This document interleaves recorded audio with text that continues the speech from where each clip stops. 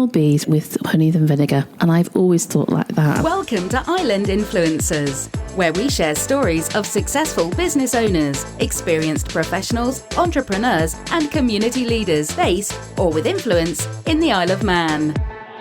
This podcast is brought to you by Thornton Chartered Financial Planners, because great financial planning has the power to change your life. Now here's your host, Sharon Sutton.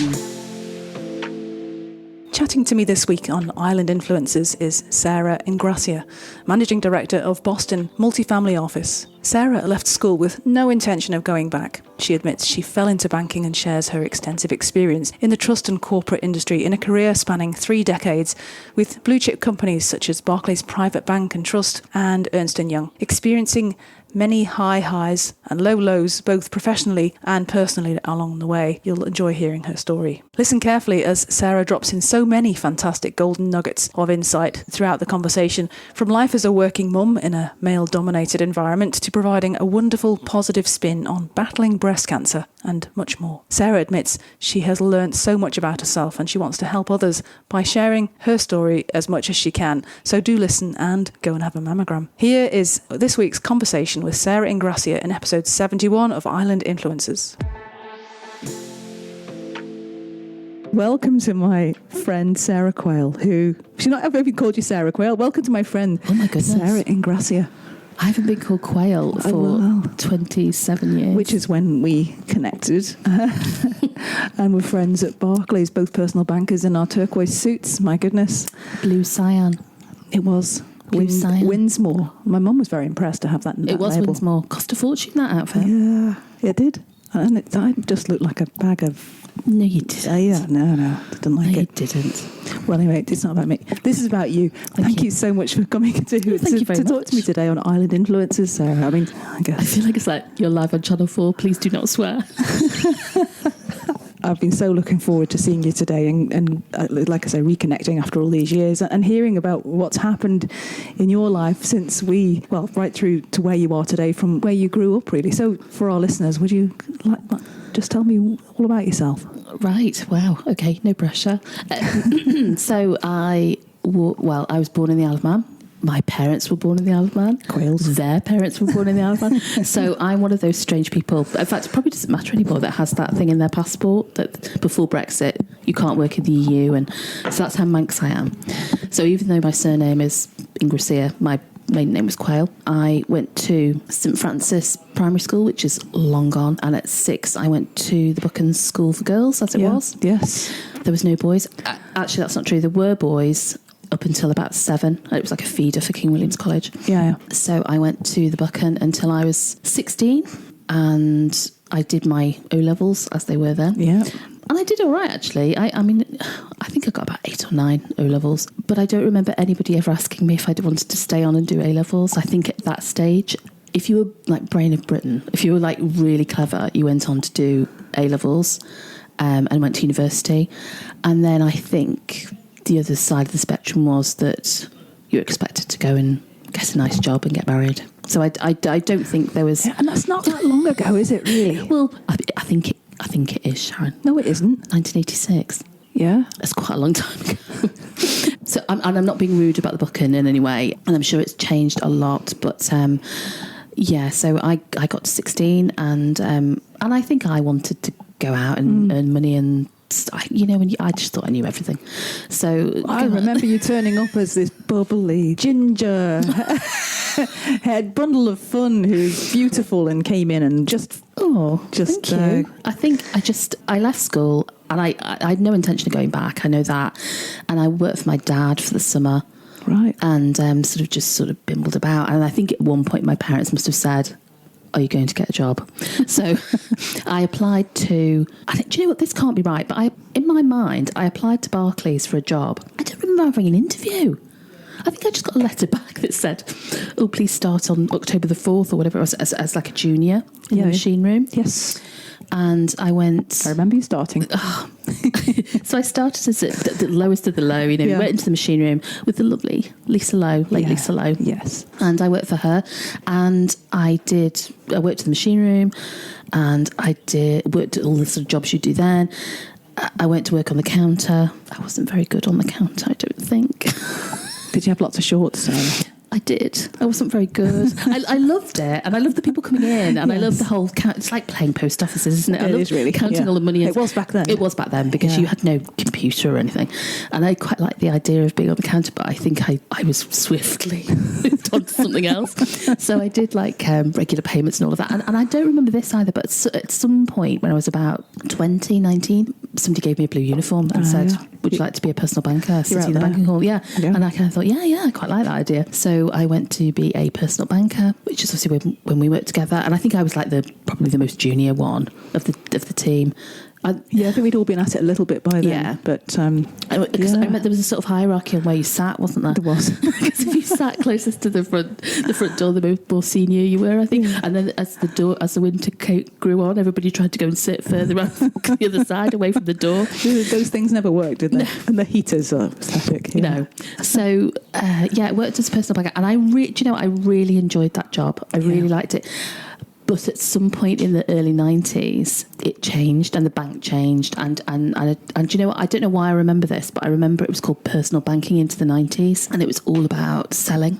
It was, yeah. And, the bank was no longer, we would like to help this old lady that, can't find her bank statement. It was, here's your target for the week. We want you to sell. And I felt it was quite pressured. I suspect it wasn't. But I felt it was. I remember it, and I didn't like the tick box mentality that we had. Yeah, it was very much sell. Yeah. And I thought, this isn't really what I want to do, And at that point, I think I started to look around and think, well, what do I want to do? And when you look into the bank, it was kind of, the next step was probably lending. Didn't interest me. Securities definitely didn't interest me. Clearly banned from the counter. So there was all kind of jobs that I thought, I don't really know if I want to do any of it. Going into the corporate side, didn't really want to do that. And then you probably remember it was really in its infancy at that stage, but there was Barclays Premier Banking. There was, yeah. And they'd created this on the first floor of the pink sofas, the pink leather sofas.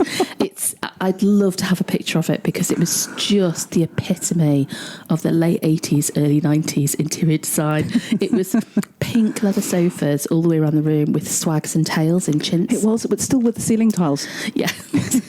It clearly, I think people don't look up. If they could have roped it off, they would have done. So it was on we weren't allowed to go.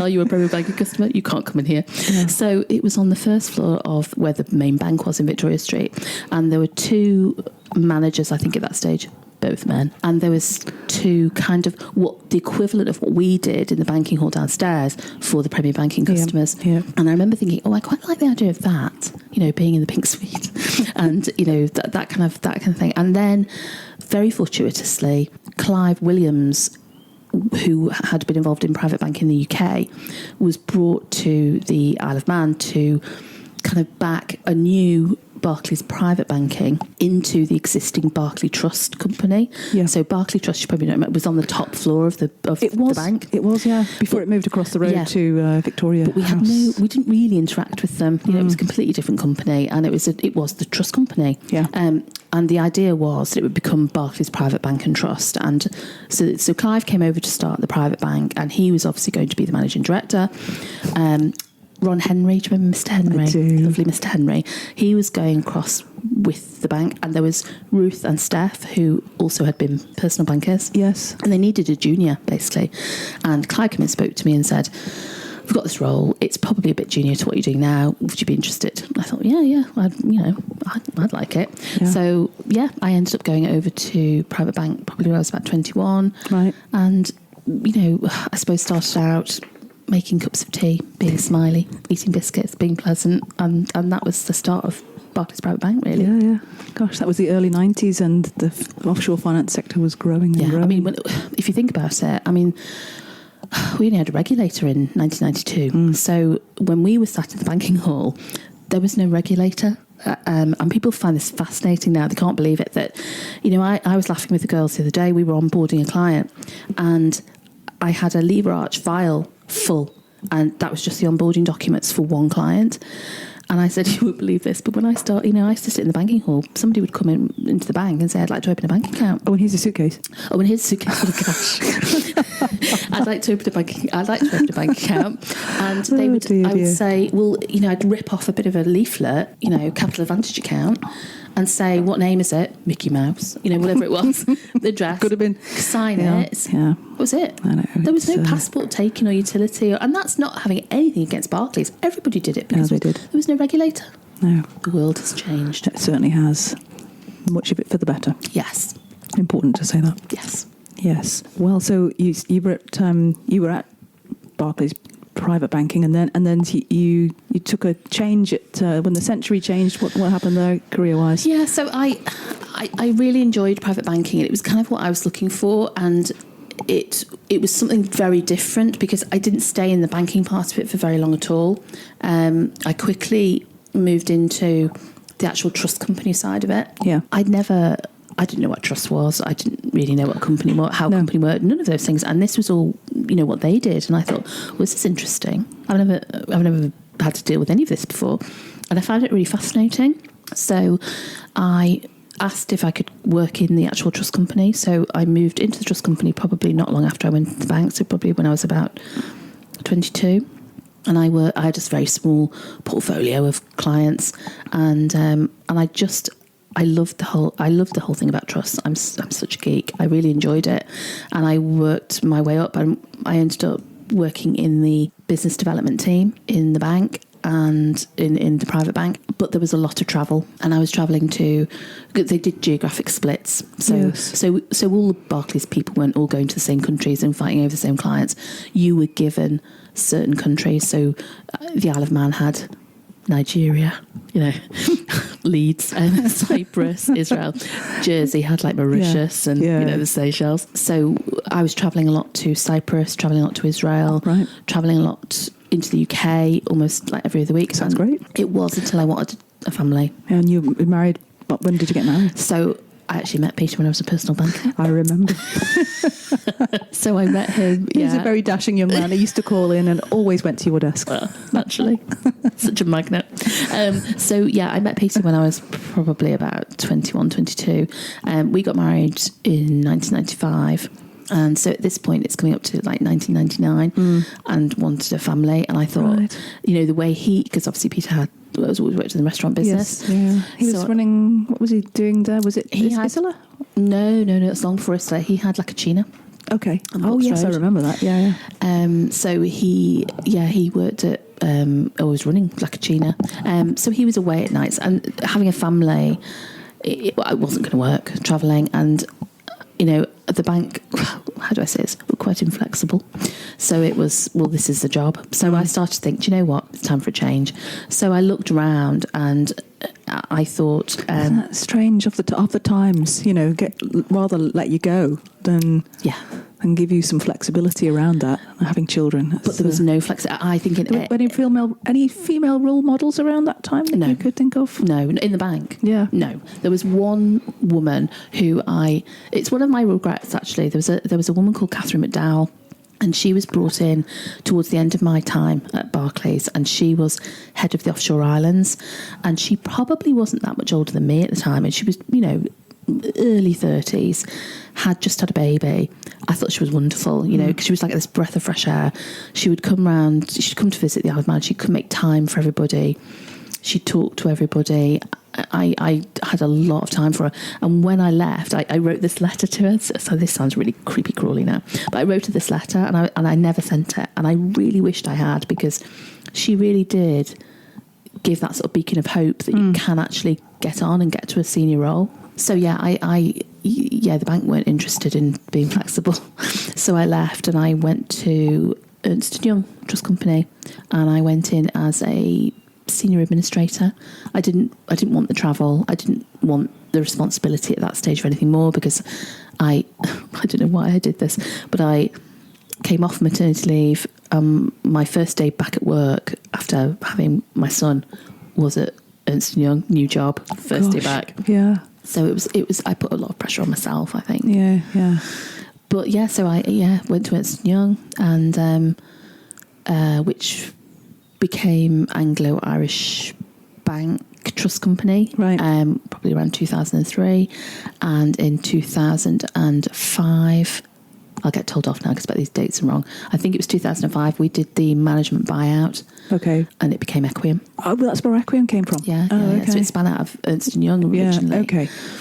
Right, that makes a lot of sense. Okay. Yeah. So what happened professionally during that time? Did you, as I know you've gone on and done quite a lot of professional qualifications and... Yeah, I found I found my thing. And then my thing was trusts. And I found this a lot over my career in this area, is that a lot of people sort of back away from them because they are not black and white at all. No.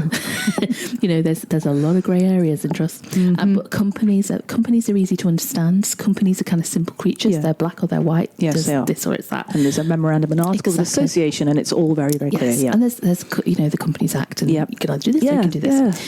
Trusts are not like that. There's a lot of a lot of it's based on jurisprudence, and it's a completely different beast. But I loved it. I loved the way they were so fascinating, and they were so different, and there was so many different types, and the fact they've existed for such a long time. So that was kind of my thing. So STEP, which is the Society of Trustee and Estate Practitioners, was really in its infancy. Yeah, and then it's grown massively, hasn't it? Yeah, it has.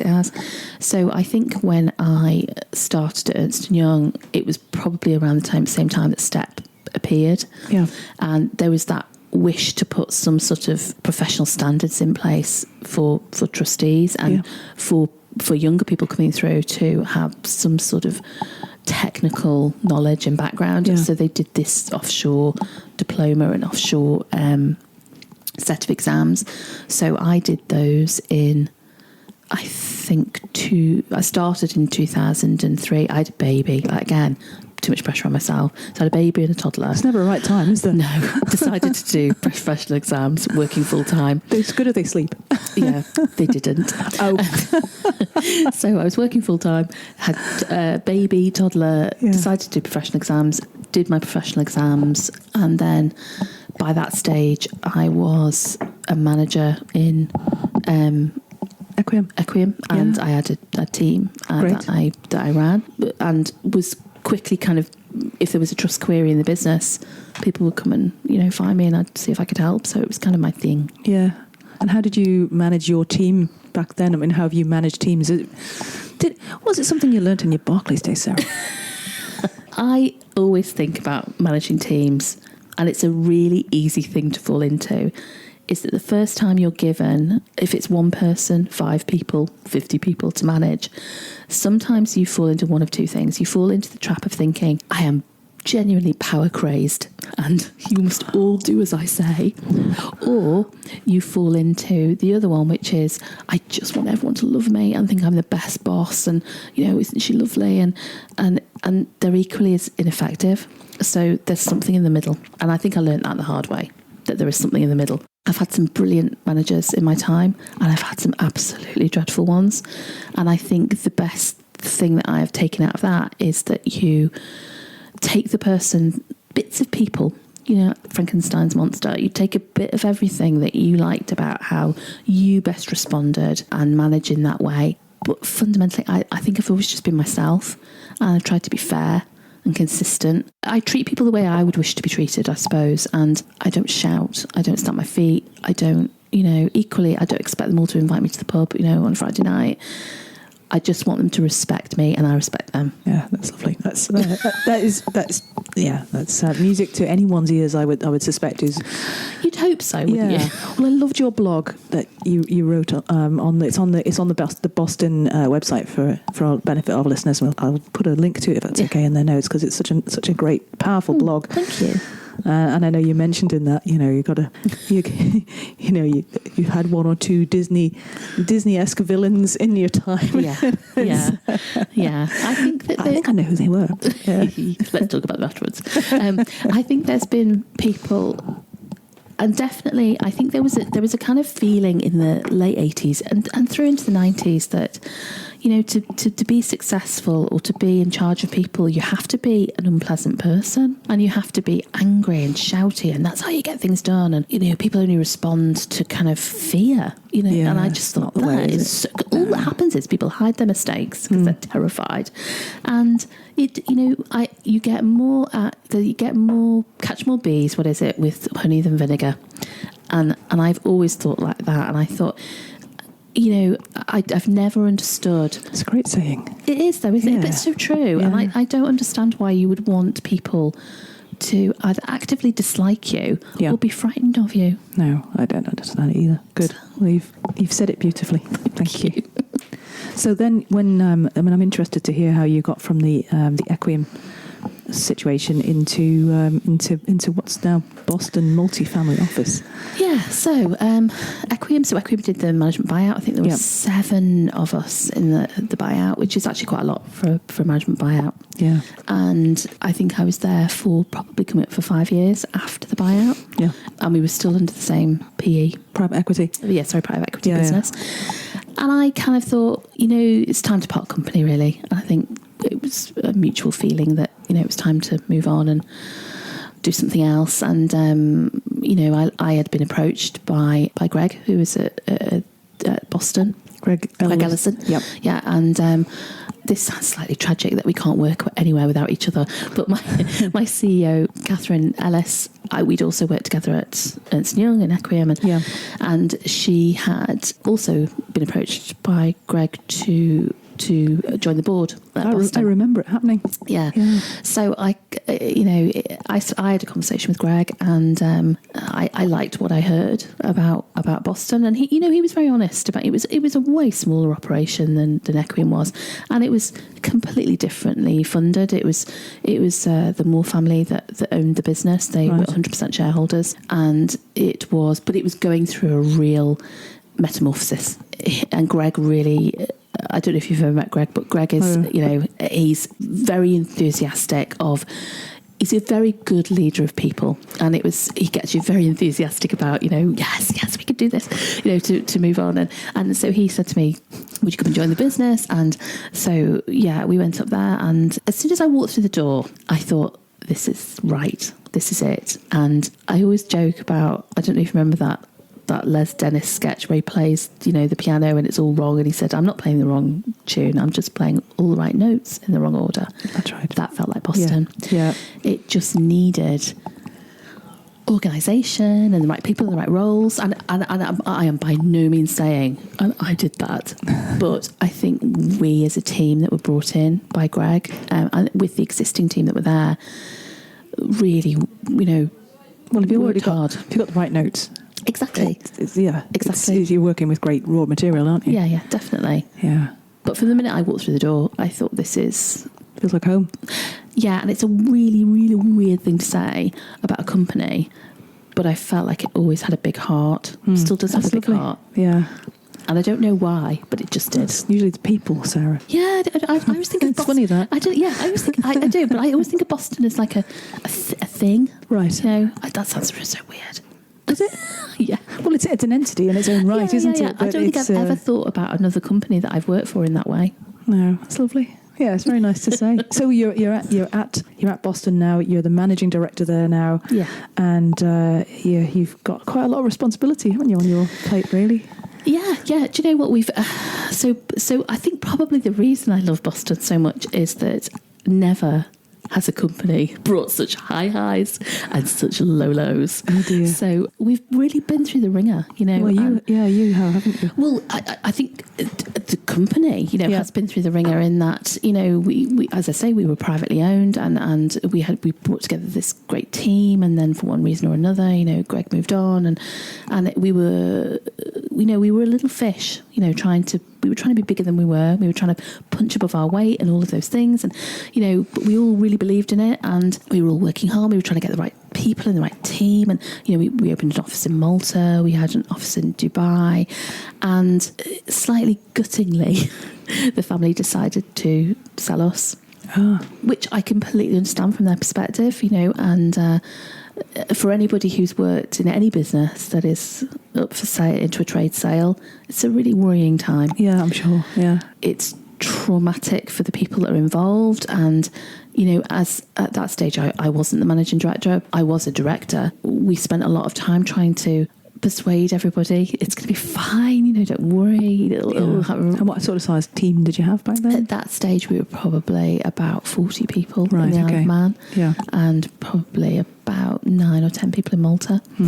If I'm talking about the lows, that was a low. And without going into too much detail, the trade sale process was abandoned, and Catherine and Alex McNee and Catherine Ellis did a management buyout.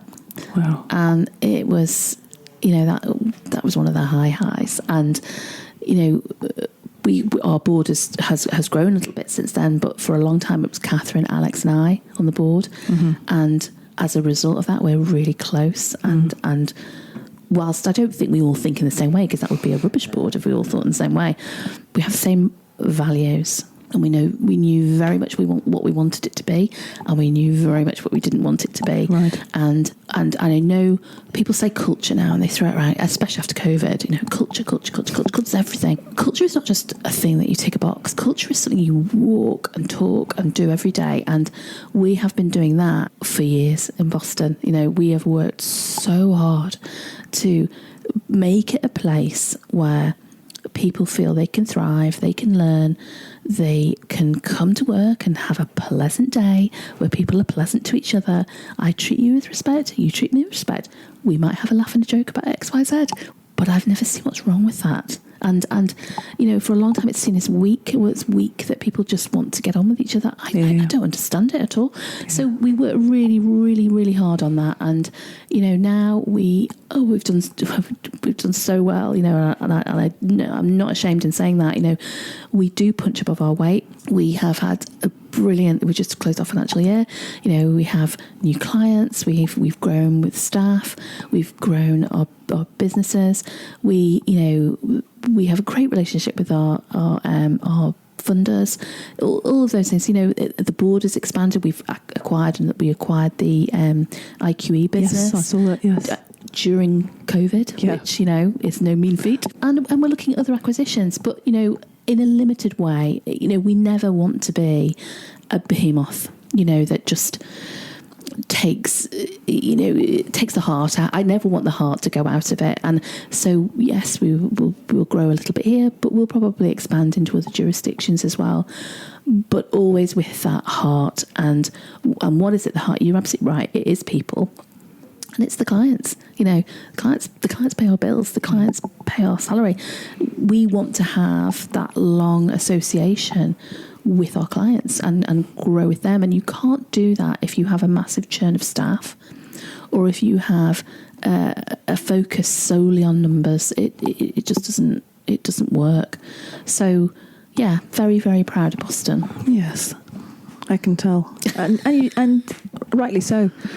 But for the benefit of my mum, who's a listener to this podcast, would you mind explaining, please, what is a family office? Yeah, so a family office. So we actually, the Moore family, as I mentioned, that we were the sole shareholder.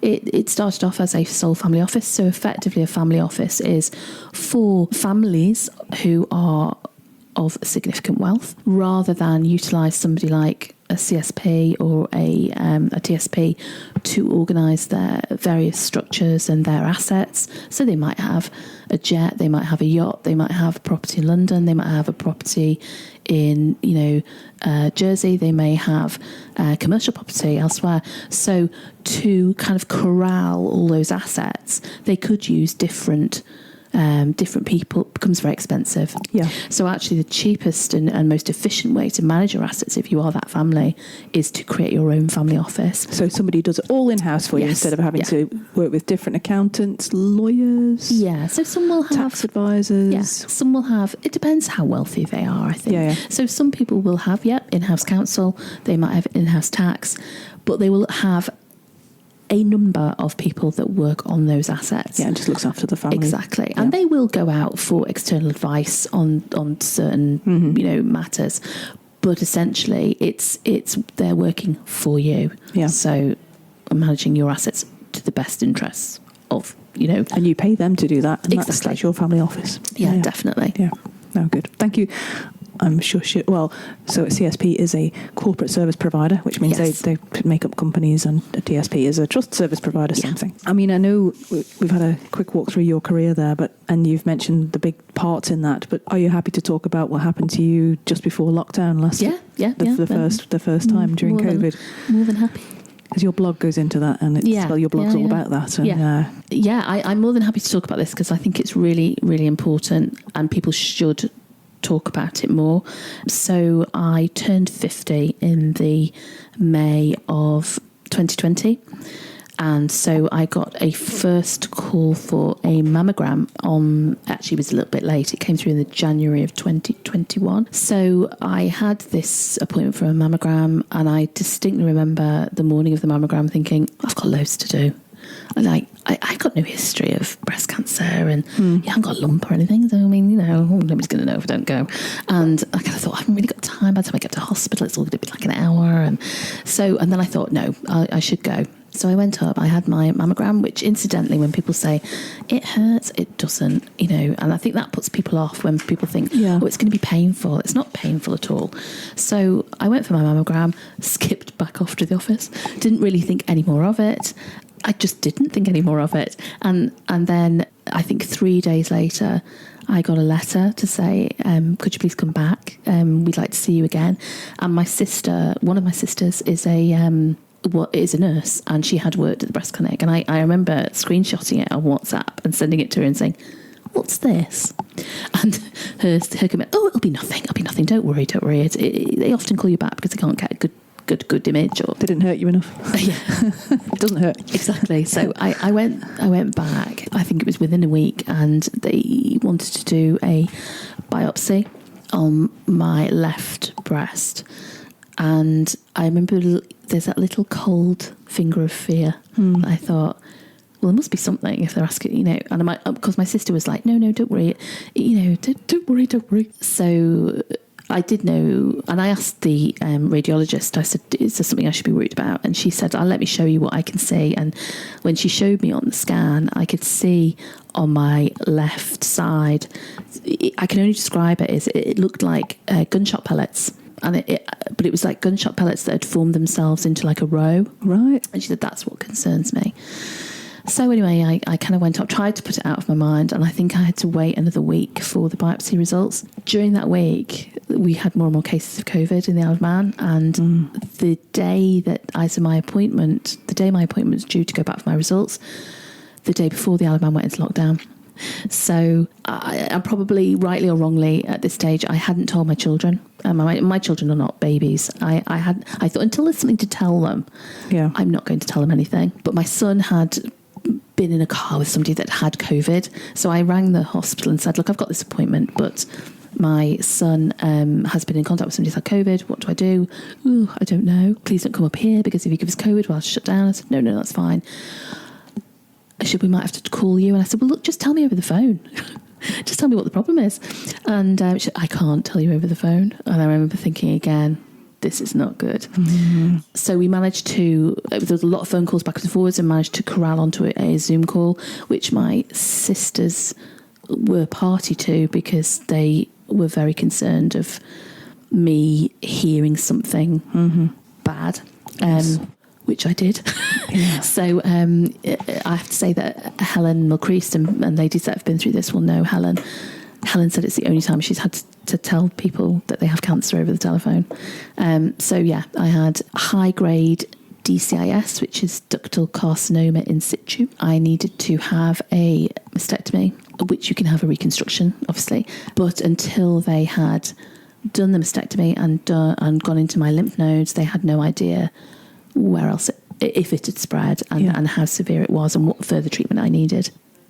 The start of my cancer journey, I hate that word, but my cancer sort of story is a long tale of being told dreadful things and constantly thinking it'll get better at some point. Yeah. So the mastectomy was a bit of a blow, not going to lie. But I thought, no, it'll be fine. So I went in and I had my mastectomy, and that was it was a year ago, so it was in April last year.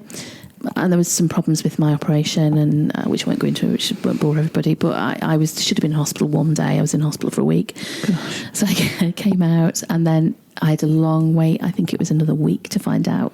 Had it spread into my lymph nodes? Had it gone anywhere else? So I couldn't go with anybody because we were the hospital was still, whilst we weren't in lockdown, we were still, the hospital were operating as if we were in lockdown. They were, yeah. So I couldn't take anybody with me. So I don't know if I would have done, to be honest. I'm a bit of a strange person.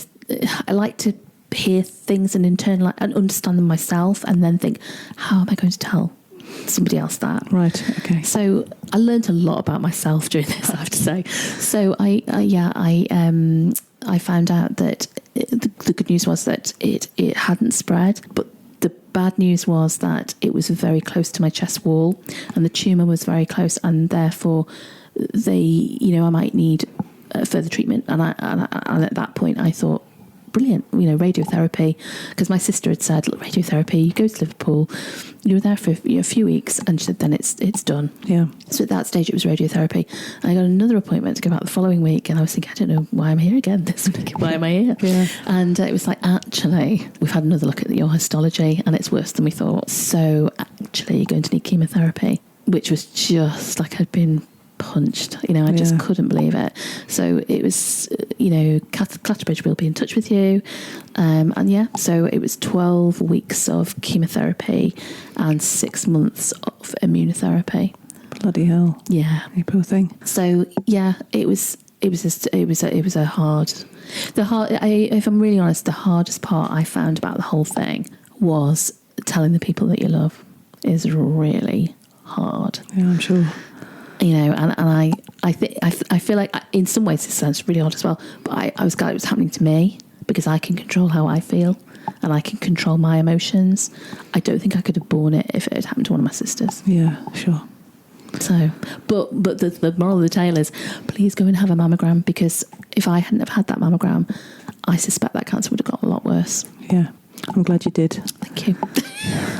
Thank you so much for sharing that. And I know your blog goes on to explain about, well, I'll let our listeners read it. It's such a great read. Oh, thank you. Yeah. It's important that people, I think if I'd have spoken to somebody who had been through chemotherapy, cold capping, all of those things before I'd done it, I think I would have felt better. Yeah.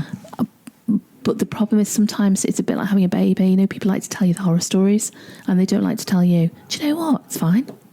Some days I felt when I went for chemotherapy, it was like going to the hairdressers. I quite liked it. This is a really weird thing, because you go to the oncology ward as well. Everybody thinks, oh, it's going to be dreadful. It's going to be so depressing. There's going to be sick people. And actually, it's a lovely ward in the hospital. They've spent a lot of money on it. Mm-hmm. It's very bright. The nurses are amazing.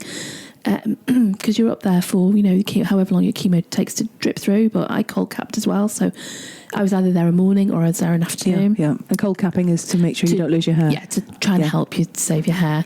So I would go up with a load of magazines, which my sisters loved, because they were like, did you get Condé Nast Traveller this month? Because I'd quite like to read that. So I bought all these magazines.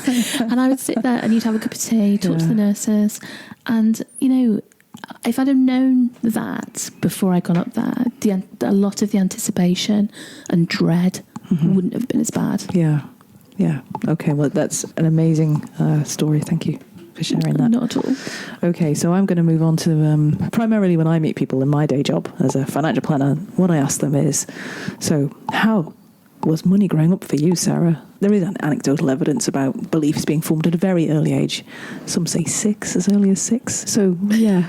I've been dreading this question. Because I've listened to I listened to so many of your podcasts, and I thought, oh, this is a dreadful thing. I don't think I have one. I'm not going to lie. I was brought up in a family, there were 4 of us, brothers and sisters. They were all older than me. But it was a comfortable life. I went to public school. I never wanted for anything. Importantly, we were not spoilt at all. Absolutely not. But I don't remember having any great thing about money, really. Yeah, a loving family. A very loving family, and very close. And, as I say, 2 older sisters and older brother, and, lovely parents. My dad My dad worked hard. He had the Nissan franchise for the Isle of Man. So he had Athol Garage, which was then on Hill Street randomly, which is bizarrely where I work now. Yes, it's funny, isn't it? It's really weird. It's ironic. It's really weird. So he had Athol Car Hire, which was a big, successful kind of car hire business. So, we had a comfortable life. Yeah, we had a comfortable life as kids, never... Although I would like to say at this point, for my mother's benefit, I never got a pony. Wanted one every year, asked for one, never got one. Deprived. Okay, deprived. I didn't have a pony. The fact that you're in a business where effectively, you're one of the owners or you're one of the controllers of the company. Yeah. Being a director of it, it's your own company, really, isn't it?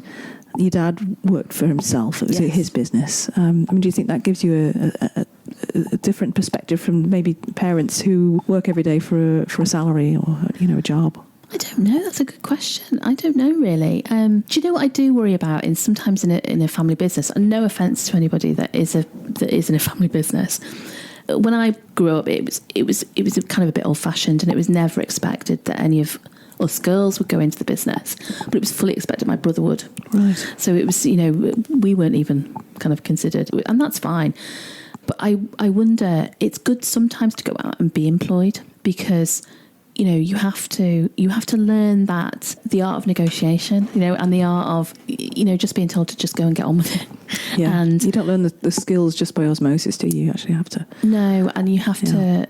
You kind of learn the hard way that you're not always going to be right about everything. You're not always going to get people to do what you want just because and that comes back to the whole management thing. Just because you're in charge doesn't mean to say that you're right about everything. No.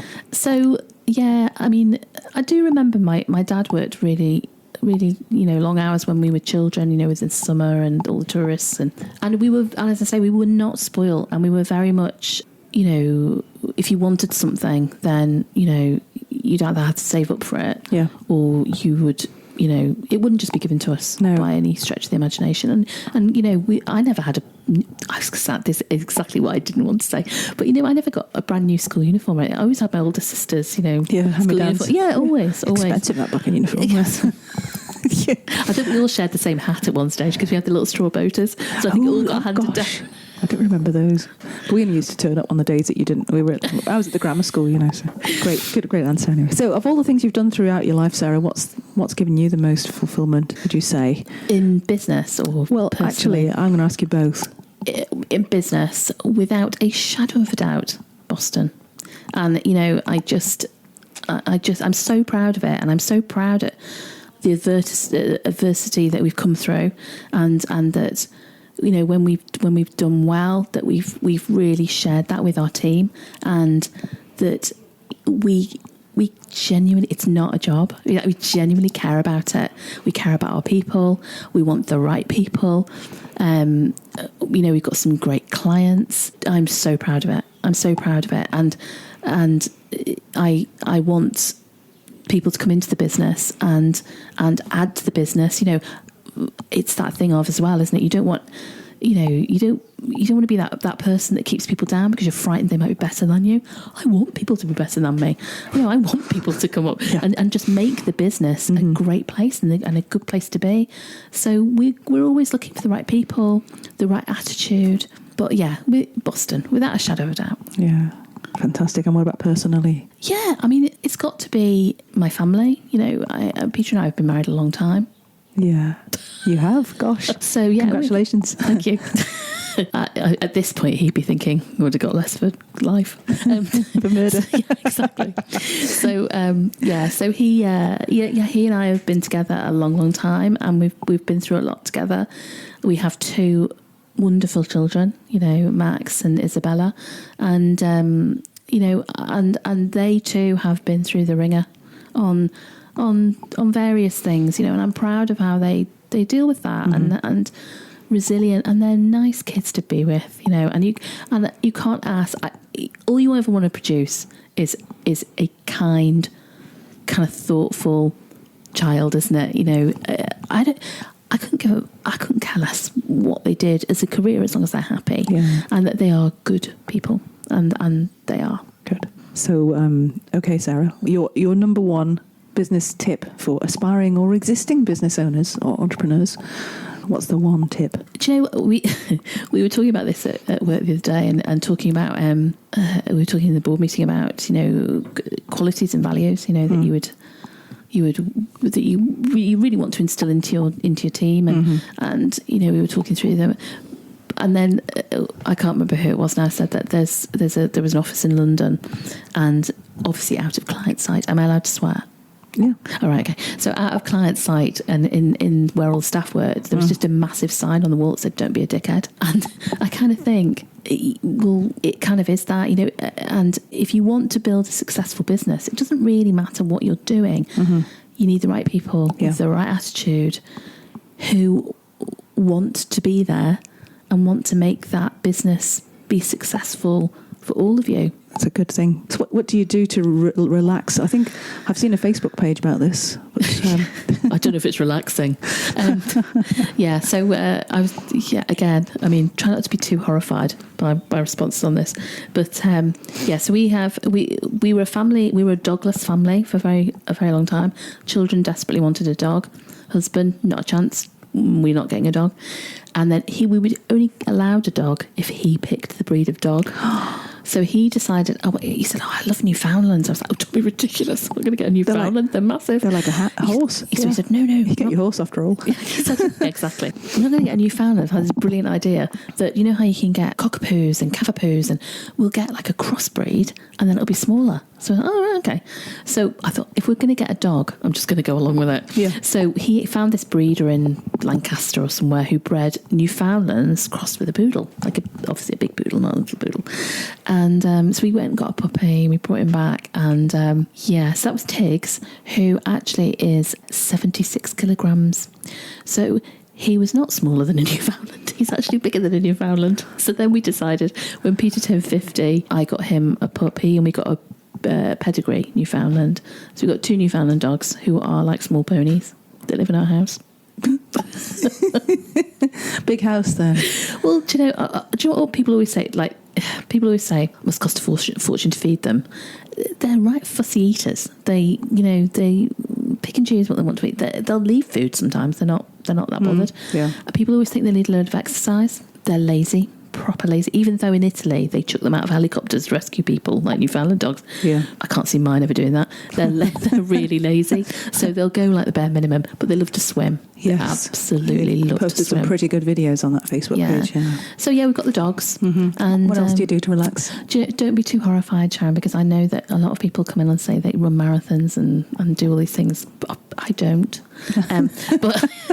But I do love a bit of rubbish TV. Oh, great. What you're into right now? Just rubbish things. I'm Married at First Sight Australia. I'm right there for it. Below Deck. Right. Just all that absolute tosh. Yeah. I love it. Good relaxing stuff. It does. And you know, actually... Well, that's me. That's not me, yes. But it's just that thing when you know, when you are in quite a stressful job and you have a lot of pressure on you, sometimes it's nice just to do something completely mind-numbing. Well, it's going to relax you, isn't it? So what do you think are the best things about living in the Isle of Man? I was thinking about this. I was thinking there can't be many places in the world where you can, have access to great healthcare, a great education system. You have got an infrastructure which is pretty impressive, I think, for a small island. That your family are safe, that your children are safe, all those, and you can have a great career. You could probably get some of those things if you went to live on, I don't know, the Orkneys, but I can't imagine a place where you could have all of those things in one place, and that's got to be a good thing.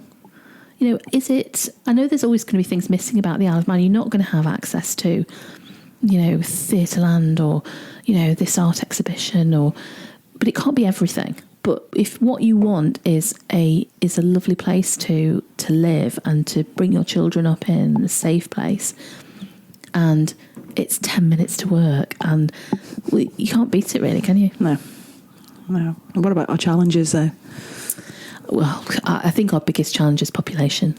Yeah. We need more people, but we need tax-paying people who are going to contribute to that tax burden over a number of... So, I'm not being unkind, but, not a load of retired people. We need people that are going to, come over and, there's entrepreneurial things, maybe with young families that want to come and settle here and build a life here and hopefully build a business here and employ people and all of those things. I mean, that's what we need to be looking at because our population desperately needs to grow. It does, doesn't it?